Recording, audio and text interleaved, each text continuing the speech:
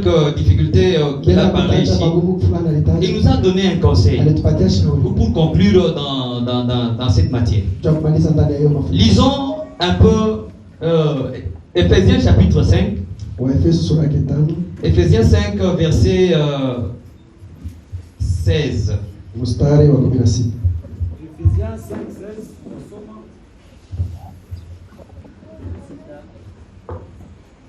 Ukikomboa wakati kwa sababu siku hizi ni za uovu. Amen, amen. Alléluia. L'apôtre Paul a dit ceci. Dans le 16e verset, comme on vient de le lire. Ça, je peux commencer à partir du 15e. On nous dit ceci. Prenez donc garde de vous conduire avec circonspection. Amen, amen. La circonspection, ça veut dire la peur, avec terreur, donc la crainte. Prenez donc garde de vous conduire avec circonspection. Non comme des insensés, mais comme des sages. Maintenant, il termine là en disant, rachetez les temps, car les jours sont mauvais. Rachetez les temps, pourquoi? La réponse est là, toujours dans ce verset. Car les jours sont mauvais. Bien aimé, rachetons le temps, car les jours sont mauvais. Les jours mauvais, c'est quoi? Amen, amen. Pour y arriver, essayons un tout petit peu de comprendre le temps dans lequel nous nous retrouvons. Notre marche avec Dieu, depuis la création jusqu'à présent où nous nous retrouvons. J'essaie un peu de le répartir en 3 temps. Le premier temps, c'était le temps de notre Dieu le Père. Lors de la création, il avait comme rôle objectif la création.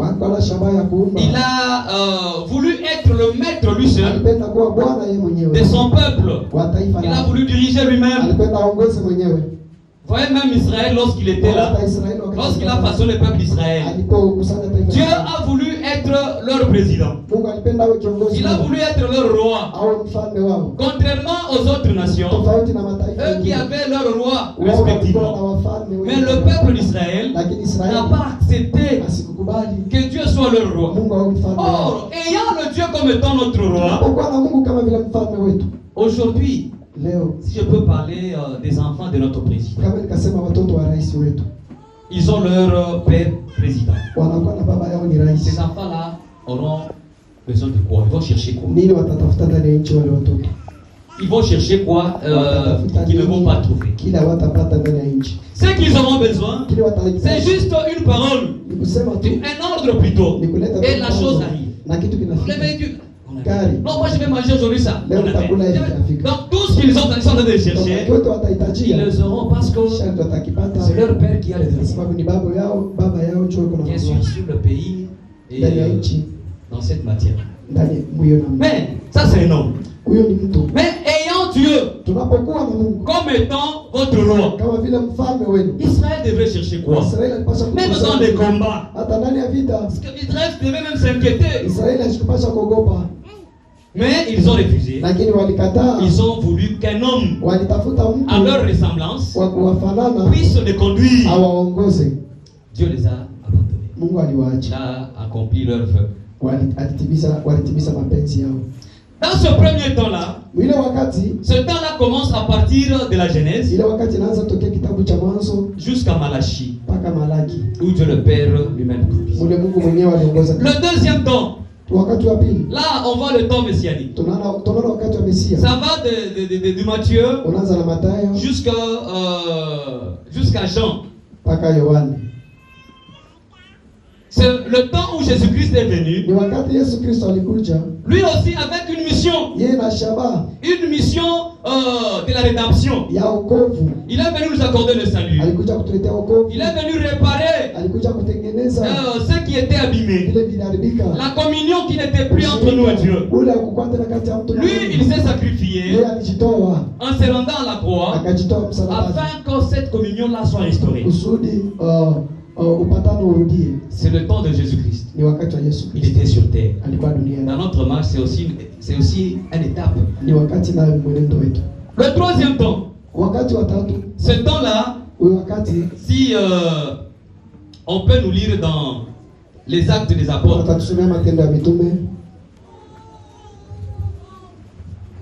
Actes chapitre 2, le verset 17.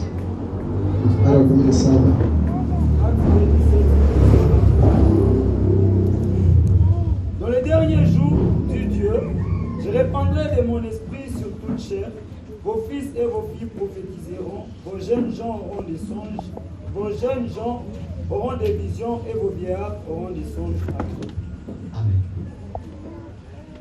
Itakuwa katika siku za mwisho, Mungu anasema, tamwanga Roho Mtakatifu yangu juu ya watu wote, na wana wenu na binti zenu watatabiri, na vijana vyenu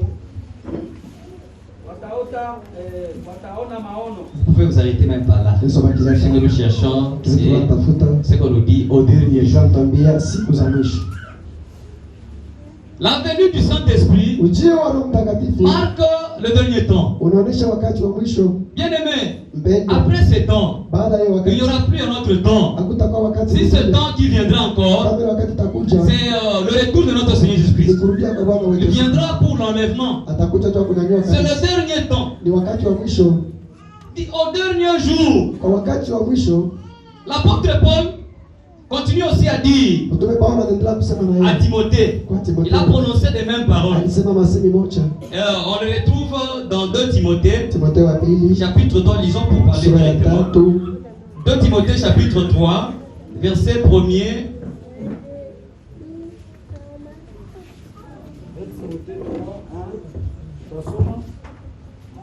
Sache que dans les derniers jours, il y aura des temps difficiles. Car les hommes seront égoïstes, amis de l'argent, fanfarons, hautains, blasphémateurs, rebelles à leurs parents, ingrats, irréligieux, insensibles, déloyaux, calomniateurs, intempérants, cruels, ennemis des gens de bien, traîtres, emportés, enflés d'orgueil, aimant les plaisirs plus que Dieu, ayant l'apparence de la piété, mais régnant ceux qui en fait la force. Éloigne-toi de ces hommes-là. Amen. Amen. Soyez. Neno hili la kweli, kama mtu katikati, kama mtu Timotheo wa pili sura ya 3.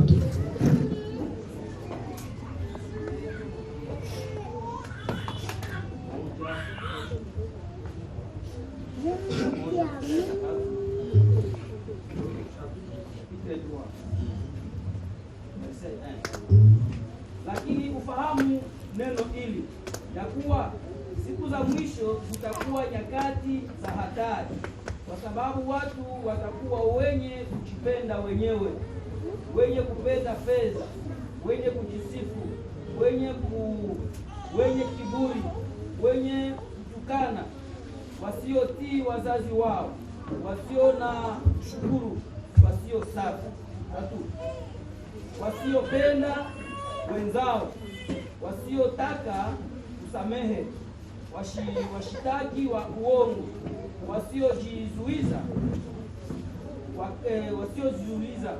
wakali,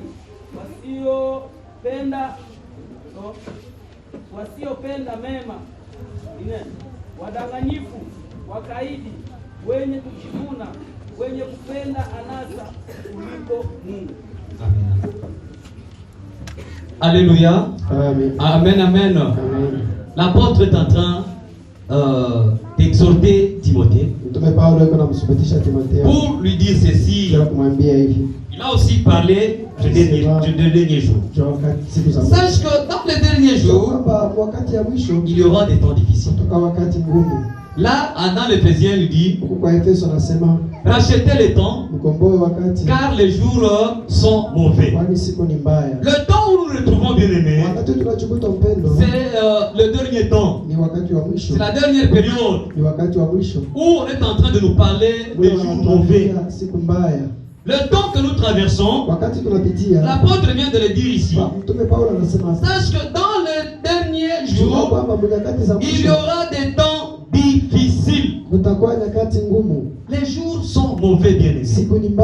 Nous devons racheter les temps. C'est-à-dire, nous devons observer tous nos gestes. Toutes les actions que nous sommes en train de faire, toutes les actions que nous sommes en train de poser, nous devons bien les vérifier. Si ça peut être à la hauteur de glorifier notre Dieu ou pas. Voilà pourquoi on nous a dit dans Romains 1, puisqu'ayant connu Dieu, ils ne l'ont point glorifié comme étant Dieu. Bien aimé, ne nous limitons pas à connaître Dieu seulement. Si nous connaissons Dieu, je ne vois pas quelqu'un qui peut planter son arbre dans son jardin, mais que cet arbre là-bas puisse totaliser 5-6 ans sans que ce dernier s'il n'arrive à récolter le fruit de cet arbre. Je pense que notre Seigneur Jésus-Christ avait donné un parabole, une parole plutôt en disant que il y avait un chef qui avait son champ. Il a planté plusieurs arbres dans ce champ-là. Mais là, il a remarqué qu'un arbre venait de totaliser plusieurs années, mais qui ne produisait pas de fruits. Le maître leur avait demandé de faire quoi? Couper cet arbre. Quand il occupe la place inutilement dans le jardin, il va planter un autre arbre qui sera profitable à moi. Alléluia. Donc ce temps ici, si Dieu nous a rachetés à travers Jésus-Christ, nous sommes devenus chrétiens. Nous écoutons la parole de Dieu. Nous connaissons Dieu. Aujourd'hui, si on peut poser la question, qui est celui qui ne connaît pas Dieu? On n'aura pas de réponse. Chacun dira qu'il connaît Dieu. Mais pourquoi est-ce qu'on n'arrive pas à le glorifier comme il se doit? Glorifier Dieu, nous le glorifions de plusieurs façons. Nous le glorifions dans la louange, dans l'adoration, et à travers les fruits de nos lèvres. Nous glorifions également Dieu dans notre corps. Notre corps peut aussi glorifier Dieu. Notre façon de s'habiller doit glorifier Dieu. Notre façon de parler doit glorifier Dieu. Notre manière d'être doit glorifier Dieu. Car notre Dieu n'est pas un Dieu de désordre. Un Dieu qui touche à ça, qui t'envoie à faire ça, qui t'envoie à faire ça. Même l'Esprit de Dieu qui est en nous. Voilà pourquoi on demande de mettre confiance en lui. Car en aucun jour, l'Esprit de Dieu ne peut nous pousser à faire le péché, ne peut nous pousser à haïr l'autre, ne peut nous pousser à commettre le péché, ne peut nous pousser à faire l'impudicité. L'Esprit de Dieu, c'est une garantie pour tout chrétien afin qu'il puisse arriver à mener une vie meilleure ou digne d'un enfant de Dieu. Nous devons le glorifier Dieu. Nous devons plutôt le glorifier à chaque fois que nous écoutons sa parole. Ou après avoir connu Dieu, ça nous revient le devoir de le glorifier. Mais lorsqu'on ne le glorifie pas, voilà pourquoi dans le passage là on nous a dit, les uns dans leur distraction, Dieu les a abandonnés dans le ténèbre et commence à faire toutes sortes de péchés. Quelqu'un qui est dans le ténèbre, il peut se heurter, il ne peut pas bien marcher parce qu'il est abandonné. Contrairement à celui qui est dans la lumière. C'est ça que l'apôtre Paul est en train de dire à Timothée. Mon fils bien-aimé, sois prudent au dernier jour. Ces temps-là difficiles vont se manifester. Mais toi, éloigne-toi de ces gens-là et enseigne à l'église aussi d'éviter de telles bavures. Que l'église ne soit plus dans la distraction. On nous dit notre Seigneur viendra comme un voleur. Nous ne savons pas ni l'heure, ni le jour. Bien aimé, lorsqu'il nous aime, n'usons pas de la patience de Dieu comme étant sa faiblesse. S'il nous aime, et s'il est encore, il continue encore à user de sa patience, c'est pour que toi et moi, nous puissions arriver à l'état parfait. Qu'on puisse tous arriver à l'état de la repentance. Mais malheur à toi qui ramène ta repentance au lendemain.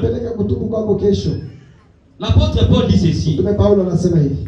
Au dernier temps, les gens seront égoïstes. Ceci se manifeste dans la vie des chrétiens. Il aurait été bon qu'on puisse trouver ceci même dans la vie des païens. Mais aujourd'hui, dans les gens qui s'appellent chrétiens, on trouve encore parmi eux, il y a ces gens-là qui sont égoïstes.